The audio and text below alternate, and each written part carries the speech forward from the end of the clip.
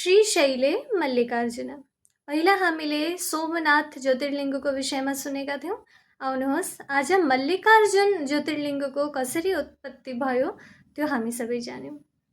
पूर्व समयमा एक बार गणेशजी र कार्तिकेयको बीचमा परस्पर विवाद हुन्छ कि कसले पहिला विवाह गर्ने।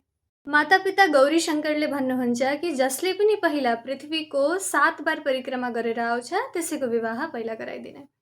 अब कार्तिकेय त आफ्नो वाहन मयूरमा सवार भएर गइहाल्नुभयो। यता बिचारा गणेशजी के गर्ने, वाहन पनि हो मूषक, बेसी दौडिन पनि सक्दैन।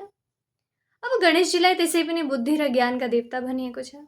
तब गणेशजीले आफ्ना मातापितालाई उच्च आसनमा बसाएर पूजन अर्चन गरेर मातापिताकै नै 7 बार परिक्रमा लगाउनुहुन्छ र भन्नुहुन्छ कि जति पनि कोटि कोटि ब्रह्माण्डहरू छन्, यी नदी पहाड पर्वत सबै हजुरले नै बनाउनु भएको हो, सबै हजुरकै रचना हो र यो सम्पूर्ण संसार हजुरकै स्वरूप हो। त्यसैले हजुरको 7 बार परिक्रमा गरेकै नै पृथ्वीको 7 बार परिक्रमा गरे जस्तै नै।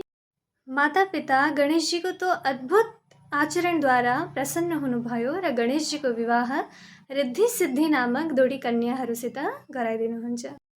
यता अब जब कार्तिकेय फर्केर आउनुभयो तब देख्नुहुन्छ कि गणेशजीको त ठुलो परिवार पनि भइसकेको छ।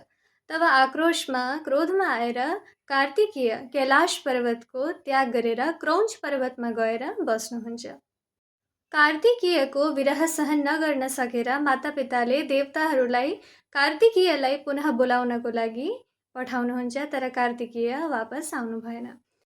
त्यो बेला आफ्ना पुत्रलाई मनाउनको लागि भगवान स्वयं क्रौञ्च पर्वतमा जानुहुन्छ र माता गौरी र पिता शङ्कर स्वयं नै ज्योतिर्लिङ्गको रूपमा उहाँ प्रतिष्ठित हुनुभयो र ज्योतिर्लिङ्गको नाम हो मल्लिकार्जुन। मल्लिका अर्थात् माता गौरी र अर्जुन अर्थात् पिता शिवजी। यस प्रकारले श्री शिवपुराणमा मल्लिकार्जुन ज्योतिर्लिङ्गको कथा आएको छ र यसको उत्पत्तिको विषयमा श्री वेदव्यास मुनिले वर्णन गर्नुभएको छ।